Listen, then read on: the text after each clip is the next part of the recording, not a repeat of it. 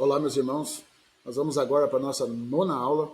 Nós vamos falar um pouquinho sobre como o Satanás ele trabalha contra a adoração, né? Como existe uma guerra, uma batalha muito forte contra a adoração, tá?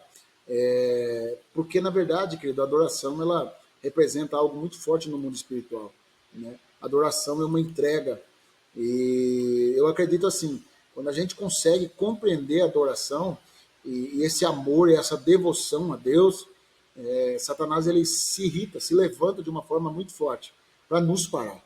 A adoração, como a gente vem tratando desde o começo, ela move as nossas vidas. A adoração, ela mexe com tudo em nós. A adoração, querido, ela nos ajuda no processo de santificação, ela nos ajuda no processo de nos achegarmos a Deus. A adoração, querido, ela nos ajuda debaixo de uma conexão mais forte com o Espírito Santo. A adoração, querido, nos leva à compreensão de exaltar um Deus que está acima de todas as coisas. Então a adoração é algo fantástico. E por isso existe uma guerra. E eu quero tratar um texto que eu acho muito interessante, querido, né? Um texto debaixo de uma simbologia muito forte de como existe uma guerra contra a questão da adoração. Tá? A Bíblia fala lá em Êxodo, capítulo 5, versículo 1, né? Sobre Moisés. Tá? E vamos ler para a gente entender melhor. Diz assim, ó, Êxodo 5, 1.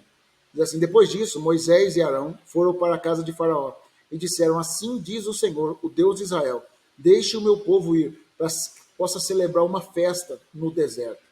Algumas traduções estão falando sobre adorar, sobre buscar, sobre engrandecer a Deus. Então, o propósito de toda a redenção aqui, da libertação deles, é o quê? Adorar a Deus no deserto.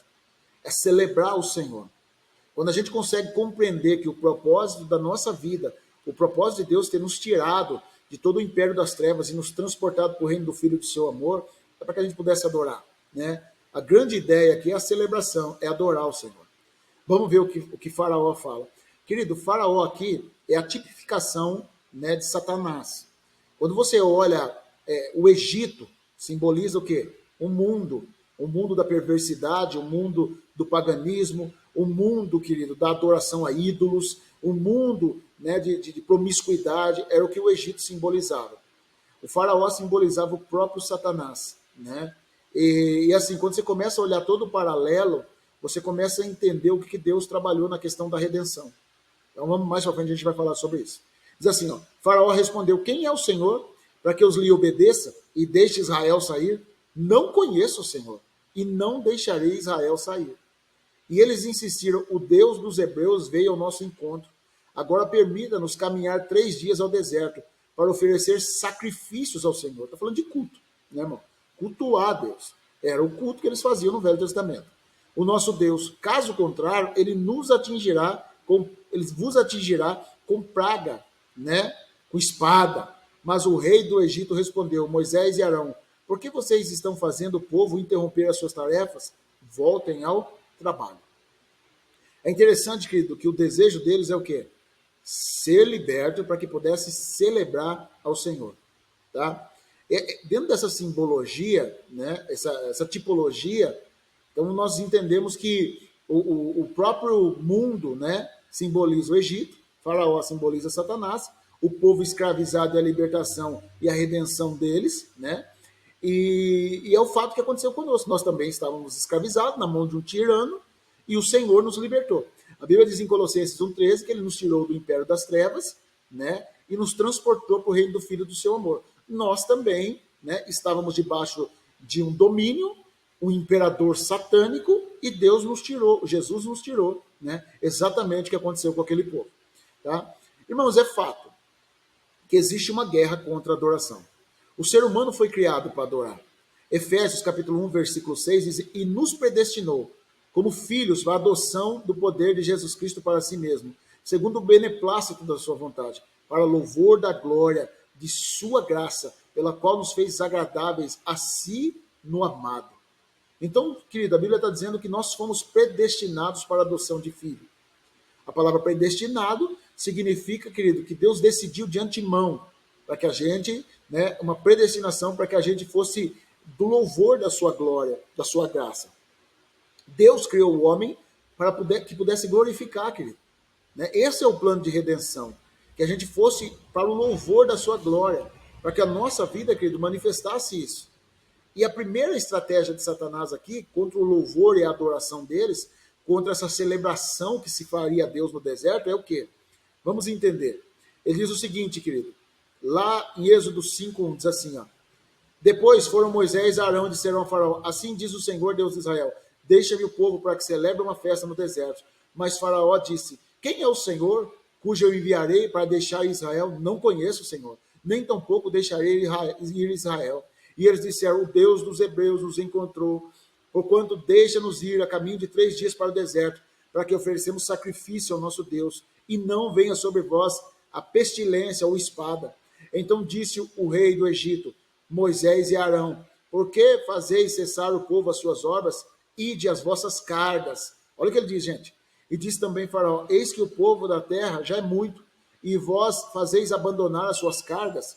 Portanto, deu ordem a Faraó naquele mesmo dia aos exatores do povo e aos seus oficiais, dizendo, daqui em diante, não torneis a dar palha ao povo para fazer tijolos, como fizesses antes, vão eles mesmos e colham para si, e e lhes imporeis conta dos tijolos que fizeram antes, nada diminuireis dela, porque eles estão ociosos, por isso clamam dizendo, vamos, sacrifiquemos ao Senhor nosso Deus, agravem o serviço sobre esses homens, para que se ocupem nele e não confiem em palavra mentirosa. Irmão, me chama a atenção isso.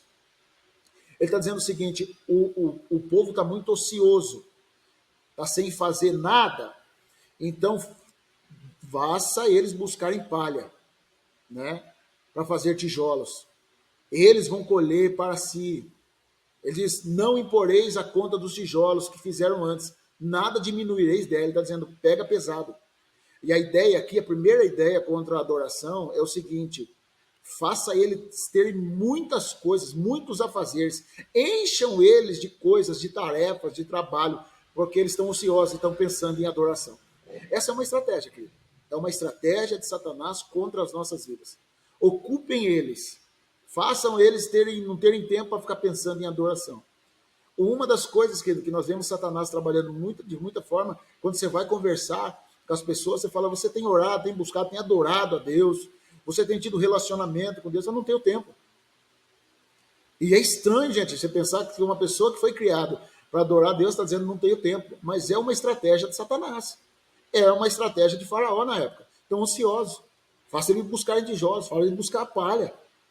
Multipliquem o trabalho em cima deles, para que eles não tenham tempo de pensar em adoração. Irmãos, é como isso tem acontecido. Como isso tem, de uma forma muito forte, pesado o povo, trabalhado de uma forma muito forte para que as pessoas não tenham esse relacionamento mais profundo com Deus. Hoje as pessoas estão ocupadas, elas não têm tempo devocional com Deus, hoje elas vivem de uma forma onde elas buscam seus próprios interesses. E o diabo, querido, ele trabalha de forma pesada, para que você fique cada dia mais ocupado, cada dia mais pensando no quanto você vai produzir, no quanto as coisas da sua vida vão desenvolver, no quanto você precisa se esforçar. E eu não estou dizendo aqui contra o esforço, eu estou dizendo, querido, que existe uma escala de valor, e o primeiro é Deus.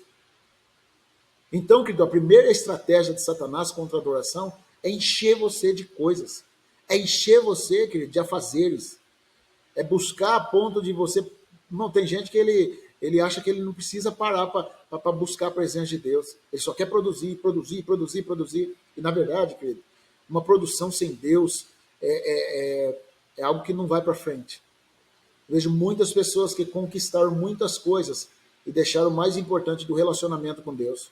São pessoas vazias, ocas, pessoas que têm algo por fora, pessoas que construíram algum tipo de patrimônio, mas infelizmente perderam a presença de Deus e hoje são pessoas vazias. Então, querido, essa é a primeira estratégia.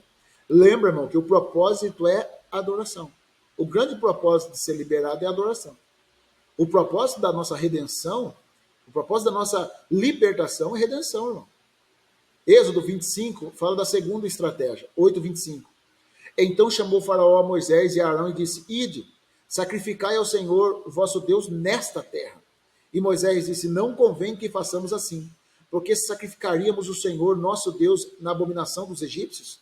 Eis que sacrifiquemos na abominação dos egípcios perante os seus olhos, não nos apedrejariam eles? Irmão, ele está deixando bem claro. Ele está dizendo, adoração não é para escravo, é para livres. Ele está dizendo o seguinte, porque a estratégia de Faraó é, fica aqui mesmo. Fica aqui mesmo. Irmão, e como que a gente vai trazer uma adoração para Deus de uma forma linda, de uma forma, querido, diferente, quando a gente ainda é escravo de Satanás, escravo das coisas, escravo, né, daquilo. Porque a proposta de Satanás é essa. Não precisa se libertar. Adora aqui mesmo. Adora aqui no meio das abominações dos egípcios. Irmão, como que a gente vai trazer uma adoração para Deus de uma forma linda, vivendo no pecado? Vamos trazer para os nossos dias para a gente compreender melhor. Não dá para adorar a Deus vivendo nas coisas do mundo, querido. Não dá para ter uma intimidade. Eu já falei desde o começo, adoração é intimidade. Adoração é relacionamento. Adoração é uma proximidade. Então, querido, como que a gente vai adorar Deus de uma forma diferente, vivendo debaixo das abominações do mundo? Então, o diabo, querido, ele sabe que ele não pode ir contra a adoração. Ele sabe, mas de alguma forma, ele quer misturar essa adoração, querido. Misturar. Ele está dizendo, adora no Egito. Como que a gente vai adorar em pecado, irmão? Como que a gente vai trazer uma adoração sincera, querido? Eu falei algumas aulas atrás que a adoração, irmão, ela é muito importante, né, daquilo que sai dos nossos lábios, mas a adoração também é obediência. E a obediência, querido, ela tem um paralelo muito forte debaixo da adoração. Tá? Então, irmãos, a estratégia de Faraó era o quê? Não, adora aqui mesmo. Vocês querem sacrificar a Deus? Vocês querem se entregar a Deus? Mas aqui no Egito. Adoração é para livre, querido. Adoração não é para escravo. Adoração, querido, é um relacionamento profundo de intimidade com Deus. A terceira estratégia, ele está dizendo o seguinte, pode adorar, mas vamos continuar mantendo vínculos. Olha o que ele diz, versículo 27. Deixa-me ir a caminho de 3 dias ao deserto para que sacrifiquemos ao Senhor nosso Deus, como ele nos disser. Então disse Faraó, deixar-vos-ei ir, para que sacrifiqueis ao Senhor o vosso Deus no deserto. Somente que indo, não vades longe. Orai também por mim. Não parece, querido, que ele está sendo bondoso? Ele está dizendo o seguinte, vocês querem adorar? Tudo bem. Vocês querem adorar? Mas não vá muito longe. Ele disse, se o propósito é adoração, não tem problema, não vou interromper vocês. Mas a conversa deles é, vamos manter vínculo. Vamos estar meio perto, né? Vamos aqui ter algum tipo de relacionamento. E não dá, querido, para ter relacionamento com Deus de uma forma forte, querido, de uma forma diferente, você ainda tem vínculo ainda com Satanás, irmão. Você tem vínculo ainda com as coisas dessa terra. Por isso que eu digo, querido, que a adoração, ela precisa ser algo limpo, precisa ser sem vínculo. A adoração, querido, ela precisa nos levar a um alto nível de compromisso. Quando você lê, por exemplo, né, quando o Senhor escreve, através do apóstolo Paulo, dizendo sobre jugo desigual, ele diz, não vos prendais a jugo desigual com infiéis. Ele diz que a aliança tem a luz com as trevas. Não tem como, querido. São opostos. Ele diz que a aliança tem a luz com as trevas. Que a aliança tem Deus e o maligno. Não tem como.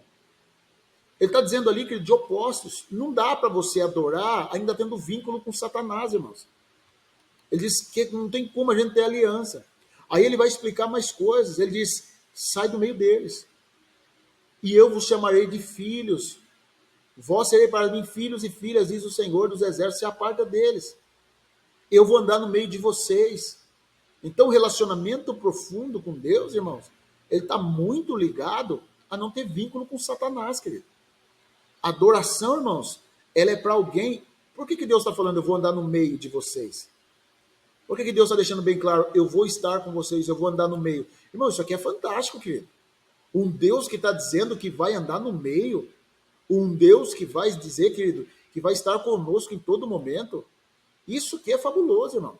Aí a gente começa a olhar essas coisas, querido, e é difícil de entender, irmão, por que o diabo, querido, muitas vezes, ele tem que trabalhar tão forte contra a adoração. Porque, querido, não dá para a gente adorar Deus se ainda tem um vínculo muito forte com as coisas dessa terra. É interessante a ideia aqui do Faraó. Ele diz, não vá longe, não.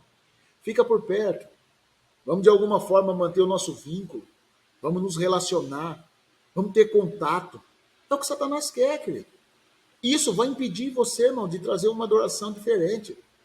Isso vai impedir você de ter uma intimidade com Deus de uma forma diferente.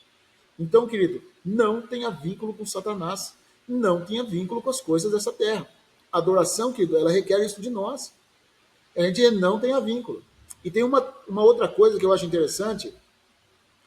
Satanás ele começa a dizer o seguinte, na pessoa do faraó. Ele diz o seguinte, ó, Êxodo, capítulo 10, versículo 8. Ele diz o seguinte: Então Moisés e Arão foram levados outra vez a Faraó e disse-lhes: Ide, servi ao Senhor vosso Deus.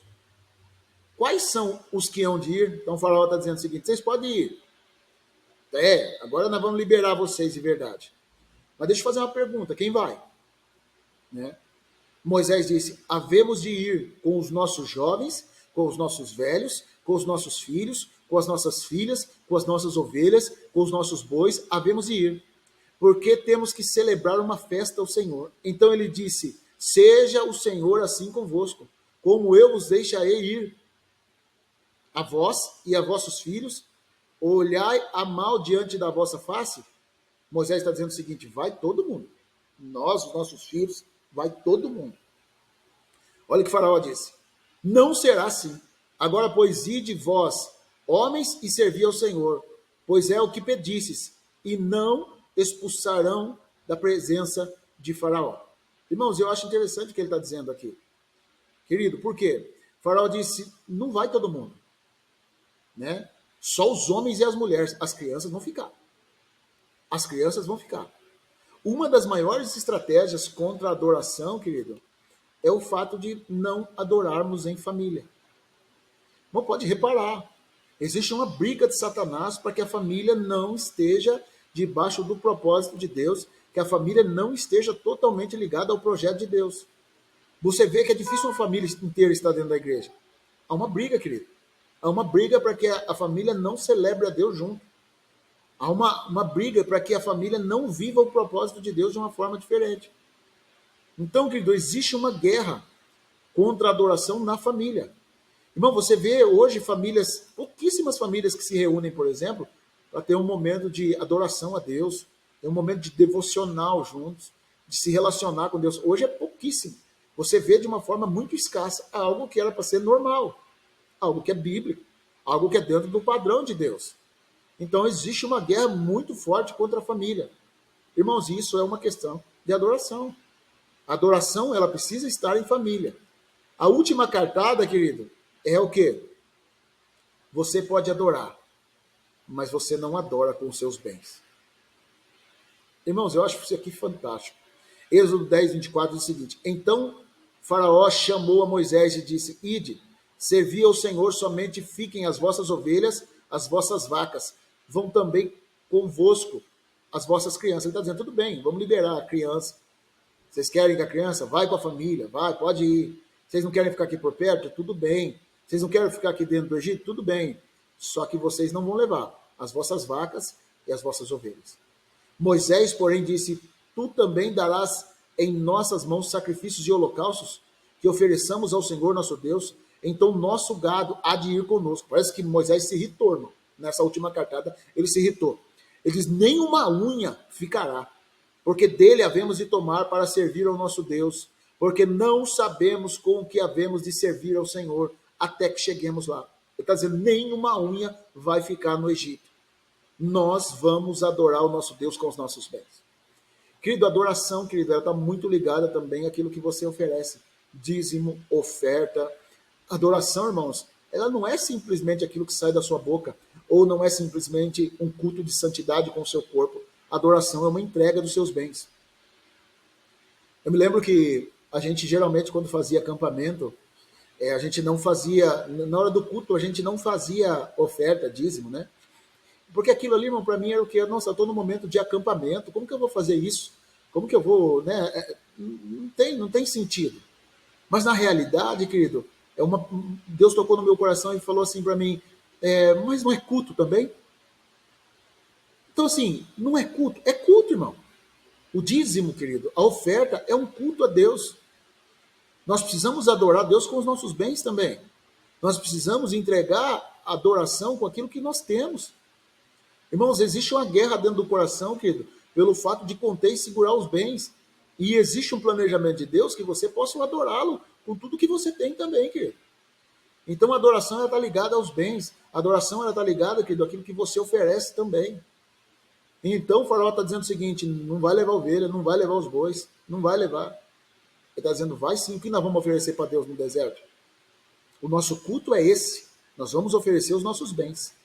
Tanto que você vê que quando eles saem, querido, eles saem com os bens, eles saem com riqueza, eles saem com ouro, eles saem com os bens, eles saem com as ovelhas, porque Deus tinha um propósito em tudo isso aí. Irmão, deixa eu dizer uma coisa para você, querido, que você entenda, a adoração está ligada a isso, ao propósito, a se entregar, a viver algo sobrenatural da parte de Deus. Existe uma guerra travada contra a adoração, irmão. Existe uma guerra travada para que você não abra a boca. Quantas pessoas, irmãos, têm usado, querido, a boca para murmurar? Quantas pessoas que têm usado a boca, querido, como uma canção do inferno, né? Mas Deus tem chamado a gente para adorar.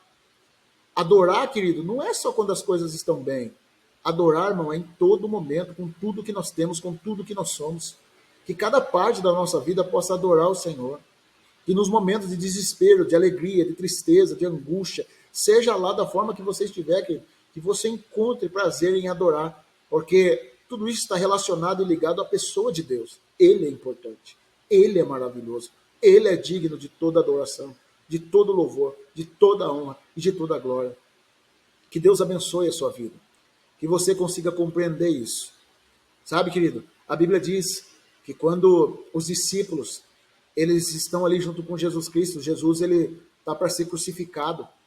Jesus ele está debaixo ali de um propósito onde ele sabe o que ele vai ter que passar, ele sabe, querido, o que ele vai ter que enfrentar. Eles estão ali na ceia e a Bíblia diz que eles cantavam um hino ao Senhor.